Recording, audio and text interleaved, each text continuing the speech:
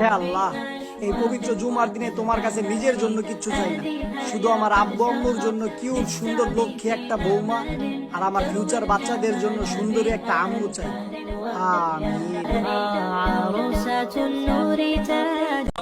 পরীক্ষার হলে আমি আমার বন্ধুর খাতা দেখে লিখবো, ওই জায়গায় আমারও সমস্যা নাই, আমার বন্ধুরও কোনো সমস্যা নেই, কিন্তু স্যারের দেখে লেখা তো সমস্যা, আমি ওইটাই বুঝি না। মানে আর চুলকানি উঠে জায়গায় কি লেখা খাতা দেখে লিখতেছে, কি একটা অবস্থা, যার বিয়ে আর খবর নাই, পাড়াপড়শির ঘুম নাই। সকালে উঠে আমি জুড়ে জুড়ে বলি, সারাদিন আমি যেন তোমার হয়ে চলি, এটাই বাস্তব। I love you. পরীক্ষা আমার সামনে, টেনশন আমার মাথায়, বই কিন্তু আমার পাশেই, তবু আমি এখনো খাটে, উইথ ফোন আমার হাতে, পরীক্ষা গেছে লাটে। আর টেনশন এটা না যে পরীক্ষার জন্য টেনশন নিতে হবে সামনে, টেনশন এটার যে আমার পরীক্ষার টেনশনের জন্য কোনো টেনশনই হচ্ছে না, আর এই টেনশন মাল্টিপ্লাই হচ্ছে, আর আমার হাতে একটা ফোন চলে আসছে, আমি স্ক্রোল করে যাচ্ছি, চিল আছি, আমি এত চিল কি করে?